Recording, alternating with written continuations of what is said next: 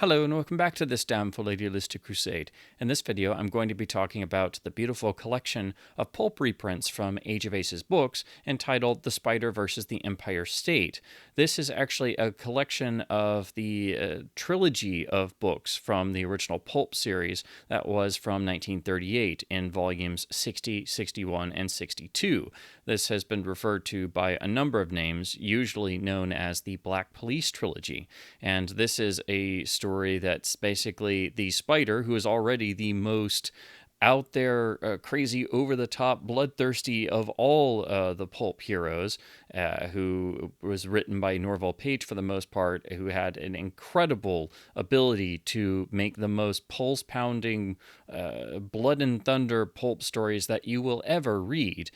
So much so that you cannot put the book down until you know exactly just how Richard Wentworth, as the Spider, will be able to survive, let alone even defeat seemingly insurmountable odds. Usually in a Spider novel, even just a single standalone novel, the Spider will face not just standard criminals, but usually some sort of earth-shattering event that threatens the entire city, but frequently the entire world. Here, it's the entirety of New York State, and this threatens to, of course, sweep across the entirety of the United States.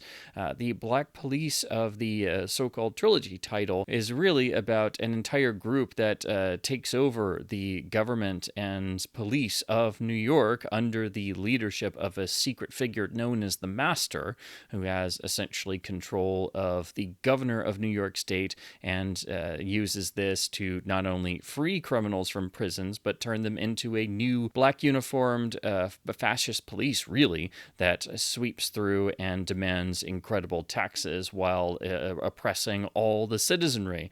The Spider, of course, will not stand for this, but he is merely one man. Even with his incredible aides of course, the iconic Queen Badass of the pulp magazines, Nita Van Sloan, or the formidable Ram Singh, even with the Spider's usual cohorts, it's too much for one man to fight. So this becomes a gigantic effort of basically people fighting tooth and nail to survive and struggle against the Black Police, who even set up concentration camps they fill with people who oppose them. And they also frequently just kill people because these are still Spider novels, and so the body count is astronomical.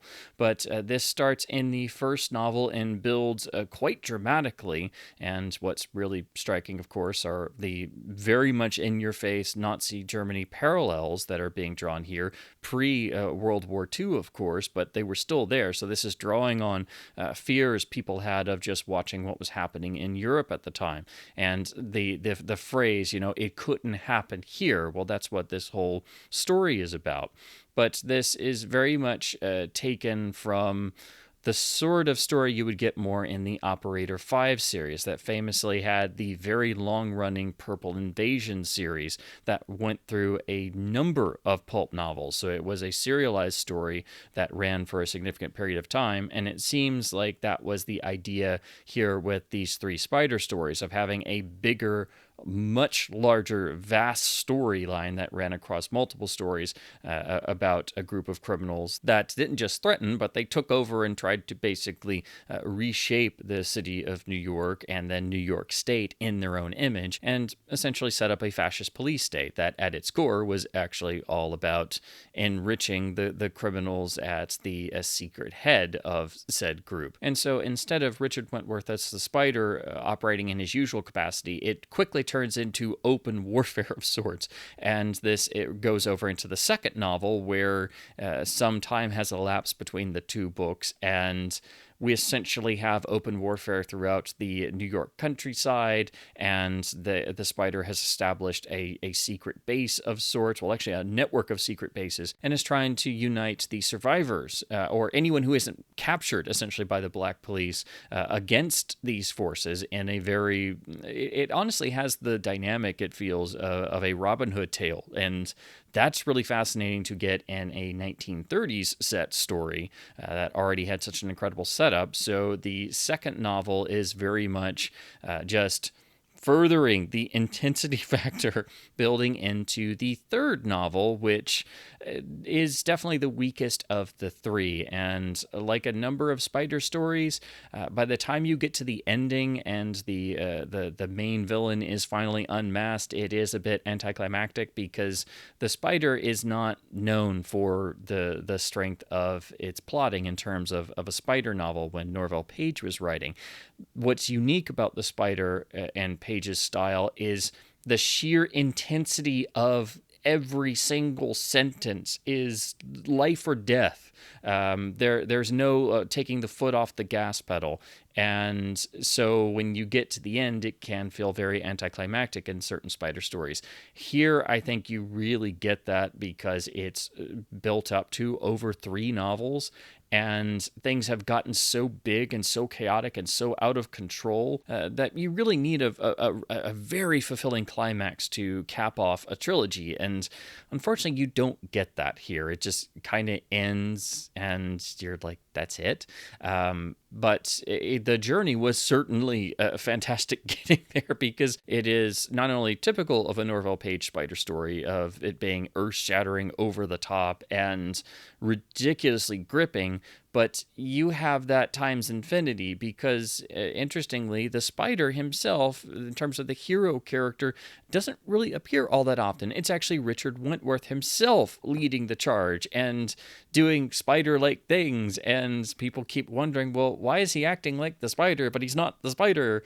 He kind of seems like he really is the spider, and Wentworth will just casually brush it off, saying things like, "Oh, we're actually best friends. He said I could work for him to further his cause." So it is doing little things like that here and there to try and get around the fact that this big 3-story saga is not the typical single novel or even 2-novel story. And so there are things that happen that are most specifically Wentworth acting as the spider in his own everyday guise of Richard Wentworth. That's the main thing that you can definitely point to and go, well, talk about inconsistencies there. I think his secret identity is just kind of blown. But that kind of goes into how at the end of every cataclysmic spider story where cities are laid waste and the body count can be in the millions, in the next book everything kind of resets to normal. That's sort of what you have to expect in the world of the spider, because each novel gets to such ridiculous heights of dramatic intensity and bloodshed and insanity in terms of the plotting that you have to do that, because you can't destroy a city every single book and expect them to just rebuild it in between books and then it get destroyed again. But this is an interesting work in that I don't know if I would necessarily recommend it to people as their first spider novel, because it's so massive and the characters are having to operate at full intensity and go beyond what they do in a typical spider novel.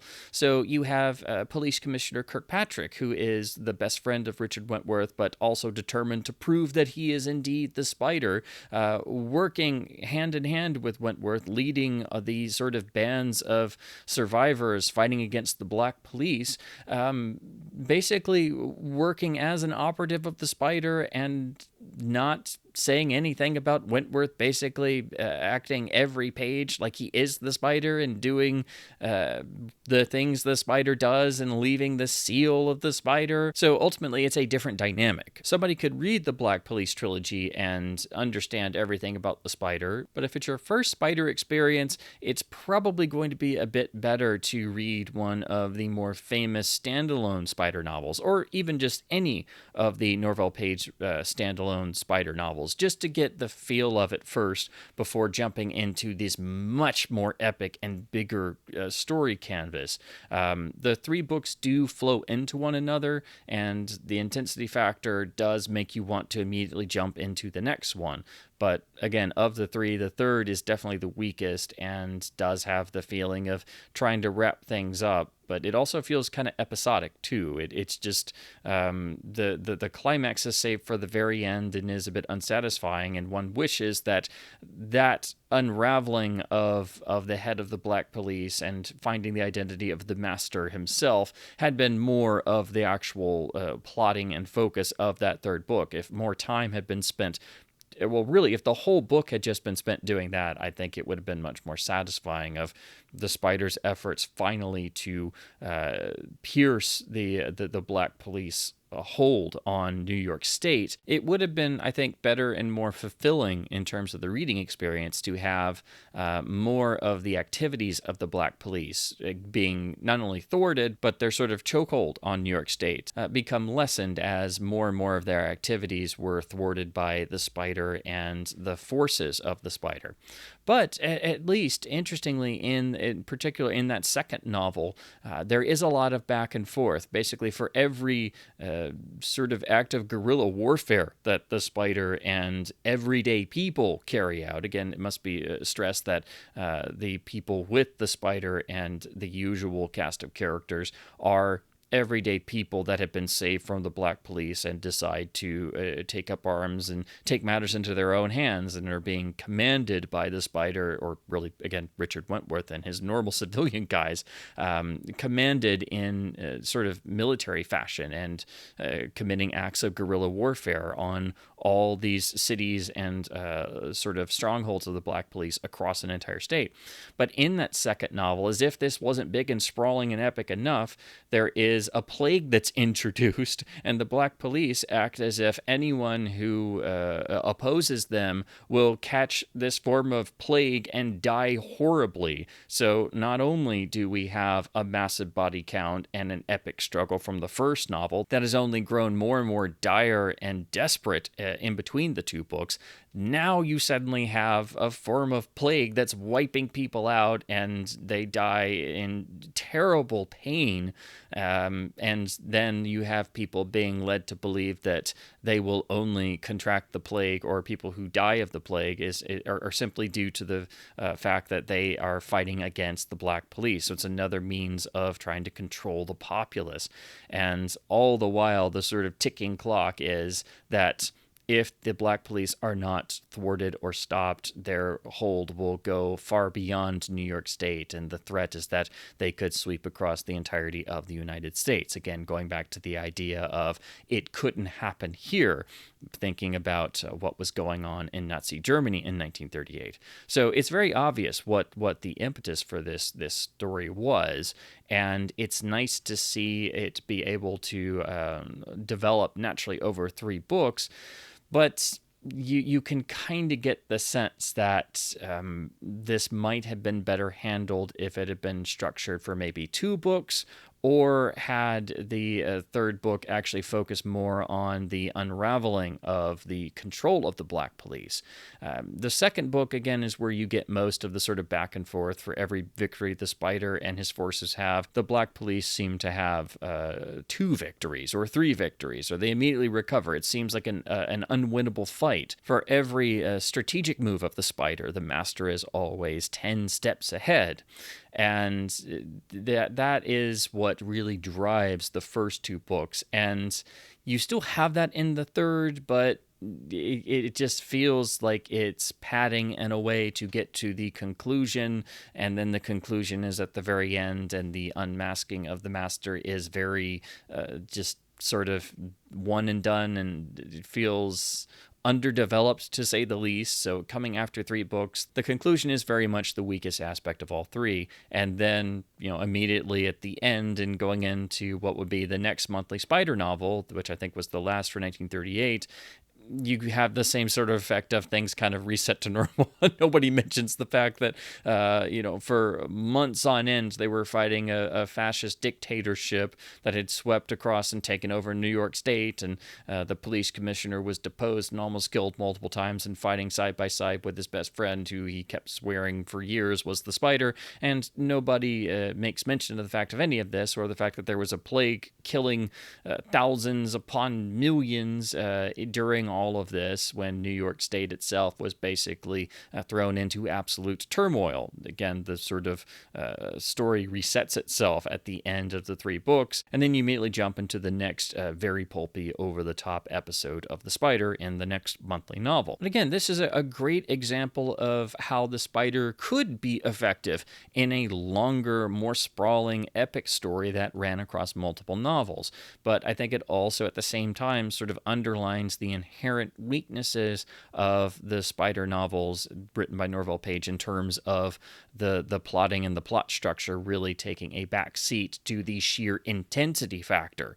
That's the magic aspect of the Spider. The Spider is the most over-the-top, most bloodthirsty, most wild of all of the pulp characters. That is why we come to the Spider stories. That's why it's one of the most reprinted of all the pulp characters.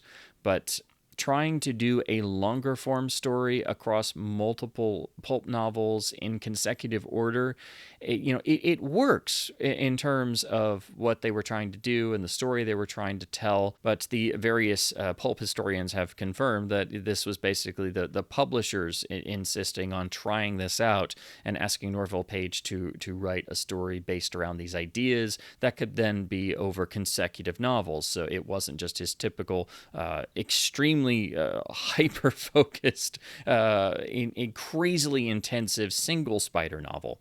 So again, that's the real key difference, and that's why I would suggest that if you're new to reading the Spider, you should probably check out one of the standalone Spider novels that Page wrote first before jumping into this, because this is basically the Spider overload in terms of intensity factor times 3, because the story spread across 3 novels. And while I talk about how the focus of the plot and narrative structure is obviously not Page's forte and not what you come to a Spider novel for, this is a trilogy with scenes of such epic destruction and incredibly prescient moments that unfortunately we still have not gotten away from. It raises a great number of ideas and will definitely keep you gripping every single page.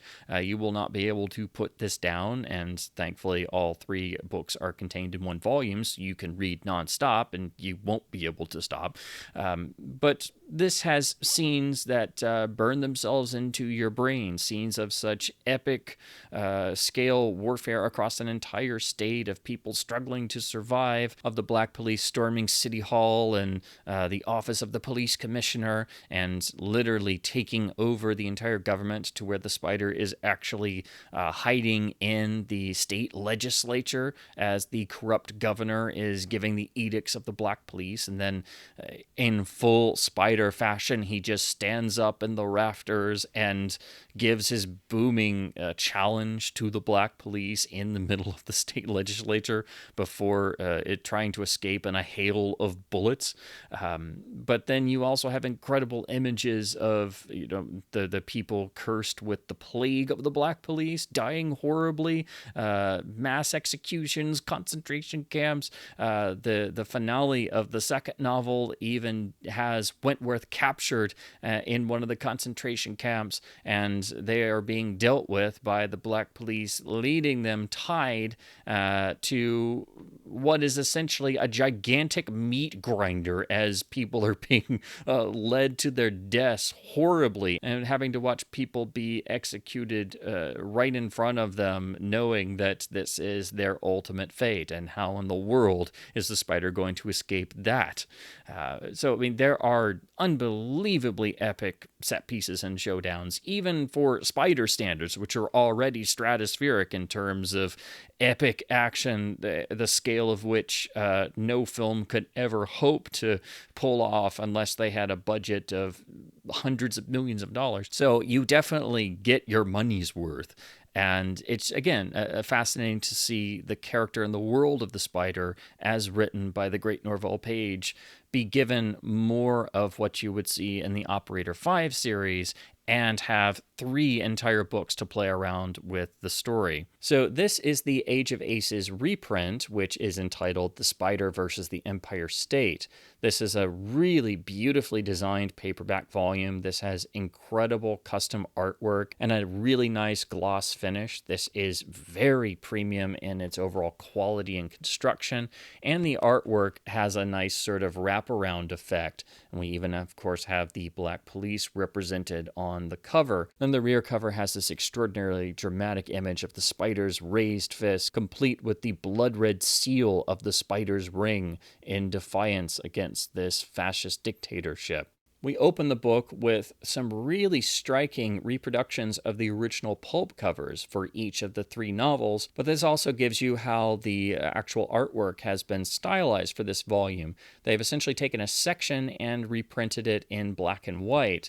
This is how all of the artwork is done throughout the book in terms of the original illustrations, but we nicely get a representation of each of the beyond striking original covers for the 3 novels at the start. So it's a really nice way to open this and to get you used to the style of how the actual layout, printing, and artwork is throughout the rest of the book. We open with a really nice and very detailed foreword, giving you all of the production background of the development of the Black Police Trilogy, and also a bit of information about Norvell Page and his spider writing and what led up to this in 1938. And the title page, very fittingly, is printed on black, and this also represents how the various chapter headings will sometimes be printed, and also the artwork is printed on black throughout. Then we go into full-page reproductions of all of the original pulp artwork from the first novel, and each of the novels has a reproduction of every single piece of art at the start, so it gets you in the mood, essentially, for the novel that is to come, but originally these were all, sporadically placed throughout the novel and not always full page size. But this is a really interesting design choice, and again, it very much gives you the world of the story that is to come, and this will only underline the intensity factor I was talking about. As here you see the Black Police forcing people to essentially work as slave labor and be chastised for not paying the exorbitant taxes. Here we have an example of the Black Police carrying out one of their mass hangings, where of course it is in full pulp peril mode Nita Van Sloan who's about to be executed, and she must be rescued by Richard Wentworth, who is facing insurmountable odds. I also like that they have the portions of the text laid out from these specific sequences. It really goes well with this particular design, and again, this is just giving you the full world experience of the story that is to come. And the print quality on this is really nice, so the detail really comes across. And then we get a nice stylized title page for each book with a section of the original artwork. And this has yet another incredible spider novel title that just screams the magic of pulp fiction and why the spider stories are so amazingly over the top. I mean, how can you not want to read a book that's simply titled The City That Paid to Die? You see what I mean? Then each of the chapter headings has usually a nice little illustration of the spider or the spider seal. The actual text layout is beautifully done. This is very easy on the eyes. And of course, it's been laid out in traditional book formatting. It's not the original dual column pulp style that you would have had in the original magazine. So it does mean that it's not quite the same experience as reading an original pulp magazine, but the design, the layout, everything is beautiful, and each chapter alternates in terms of the first chapter page with either being on black paper or white paper. So again, the theme keeps running throughout of the black paper in the book reprinting the Black Police Trilogy. So it's really nicely done, and here we even have an image of the gallows for this chapter. So there's not one aspect of this that hasn't been well thought out in terms of the overall printing, the design, the layout, the artwork, everything. And it's one of the most impressive pulp reprints I've ever seen, even though it's not trying to fully replicate the full magazine experience of having the original page layout with the dual columns and the artwork running throughout. So book 1 ends on page 160 of this reprinting, and then we jump into book 2, which opens with the reproduction of the artwork with the same lovely style and the text overlaid and nice high quality printing. I love what they did with these in terms of trying to make the artwork feel just as epic as the stories being told. And again, this is only setting you up for the sheer onslaught that is to come in the second novel, which is definitely the most action-packed of the 3, because this is where it's basically like all hope is lost and it's the entire state at war. And if you thought I was kidding about people tied up and being fed into a gigantic meat grinder, here's the image. Here's the piece of art. You can see this is literally people being chopped to pieces as this priest is forced to give them their last rites as they're being killed essentially on an assembly line. So there's moments like that throughout the three books that really are chilling due to the overall inhumanity of the fascist thugs that are carrying all this out. Then we have the beautifully done title page with the spider from the original cover. This, of course, is The Spider at Bay. We continue with the same beautiful design. Each chapter gets its own unique little image to open with and alternates with black pages as well. So again, this is just remarkably well done, and every image is tied in to the actual chapter title, not just the events of the chapter, but the title itself. You just get the care that went into this, the real thought and intelligence of this reprint. This is, I think, probably my favorite pulp reprint that isn't trying to do the actual magazine style as it was originally printed. Book 2 ends on page 289. Then we jump into the images for the third and final novel. You do get a sense, even in the artwork, that things are coming to a head, but in terms of actually reading the book, it does take at least a while into the final novel to where that really becomes fully felt by the reader. There we have the spider wielding a machine gun because mere 45s are not enough for this story. If this doesn't scream dark and despairing, I don't know what does. And then the title page for the final novel, Scourge of the Black Legions. The same beautiful style for the final chapters of book 3, and still alternating beautifully with the black pages at the start of some chapters. And then nicely, we do close with sections about Norvell Page and the artists for the original issues, but you also actually get a full reproduction of the original cover. It's still in black and white, but at least there's a nice representation of the original pulp covers for the 3 novels, which I think is really important and something that should be in all reprints. So I know when I was reading this, I was hoping that the covers were fully reproduced somewhere, and thankfully they're here at the back. And it's nicely done, even if it's only in black and white. The actual scans are also very nice quality as well, and obviously from original magazine issues. We also get some notes at the end showing publicity stills when the Spider serial was being made, that the cast was actually shown in some stills of actually reading some of the Black Police Trilogy magazine issues. Then there's also further reading suggestions about other pulp reprints and other Spider reprints. I do love the fact that they're also talking about, the other reprint publishers. So they're not afraid to highlight books from other publishers. Then to conclude, there's also a further reading suggestions page about the actual historical events and people that are alluded to or who were obvious influences on this story from, of course, talking about Nazi Germany, but also Huey Long and Louisiana in terms of his control over the state legislature and government. So this is drawing on a lot of different elements. So it's really great that the reading suggestions also have historical works in terms of reference books as well as other Spider stories. Ultimately, this is a phenomenal Spider story. It is one of the most iconic and classic of the whole Norvell Page run of Spider pulp novels. It is one of the most famous runs, but this book from Age of Aces, this reprint collection, is unbelievably impressive. The list price is only $16.99. It's available through Amazon. It does seem to be a print-on-demand title, so I think that's the primary place to get this from. And you can also look it up on Age of Aces' site as well. But this is basically a book you have to order online, but it is so impressively done. It's sometimes on sale for even less than the list price.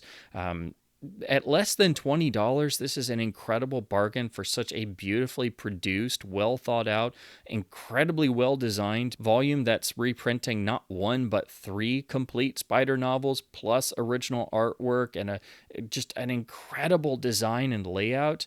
Again, in terms of pulp reprints, this I think is the most impressive reprint that is not doing the original magazine style with the larger format and dual column text.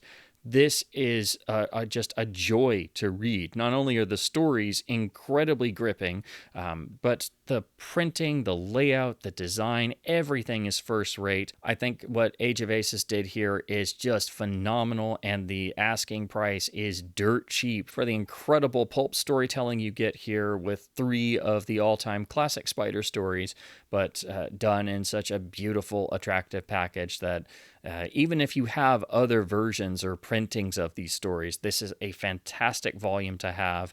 It would make a great gift for any pulp lover because it's incredible and you cannot put it down. But this actual book printing is just beautifully done. This is one of my favorite pulp reprints ever. This is one of my favorite reprints, period. It is exceptionally well done and worth every single penny. Plus, it's still a nice portable enough size. It fits in the hand well, but it's just really bold and striking and beautifully done. So those are my thoughts on the Age of Aces books printing of The Spider versus the Empire State, which collects all three of the iconic Black Police Trilogy from Norvell Page's Spider novels. While it is not trying to replicate the original pulp magazine style of the larger magazine size and dual column text format, and it does place all the artwork in a stylized form at the start of the novel, I think this is one of the best values in all pulp reprints. I think this is one of the best pulp reprints ever done. I think anybody will be able to appreciate how well designed this actual printing and overall book is. But also, this is just some of the most iconic Spider storytelling in a beautiful and very affordable package that gets you all three of the novels, and you will not be able to put this down until you finish, which is the experience of every Norvell Page Spider novel. But having the entire trilogy in a volume like this that is beautifully done and doesn't break the bank is just incredible. So if you are at all interested in the world of the Spider, or you have some of the Spider reprints, or you're into pulp fiction characters at all, let alone the precursors to everything we take for granted in terms of comic book characters and heroes that basically lifted everything wholesale from the pulp characters, this is a must. Even though I think it's best to start with one of the standalone Spider novels, you can get this book and read all three novels and get an incredible, over-the-top, amazing Spider experience. So I would still recommend this to first-time Spider readers, but again, I think it is helpful if you try one of the standalone novels first, just so you get that single novel experience as your first go-around with the Master of Men before jumping into this outstanding volume from Age of Aces books, reprinting the iconic Black Police Trilogy. So as always, I hope my babblings on the world of the Spider, pulp heroes, and pulp reprints has been at least somewhat fun and informative.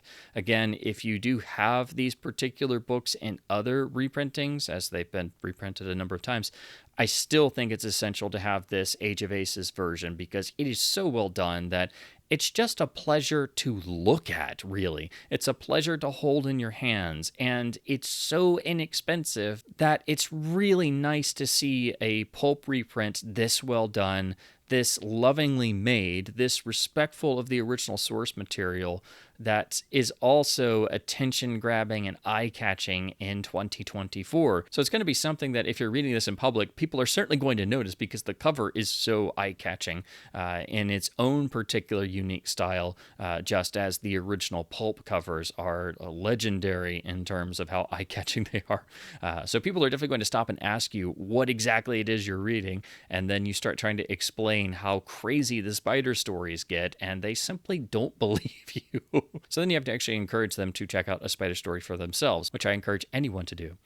So anyway, please do keep supporting your local independent bookstores and comic shops by hopefully being able to find some lovely pulp reprints.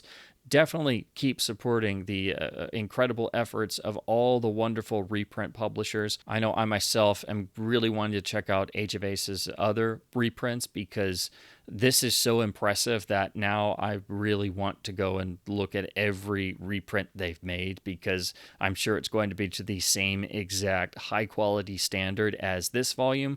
And even just looking at some of those, they don't break the bank either. They are exceptionally inexpensive for the high quality that goes into these volumes. And if the rest are anything like this, which it looks like they are, I'm going to have to probably try and buy all of them. But in any case, keep reading print books, keep enjoying the magic of pulp fiction, and as always, thank you ever so much for watching.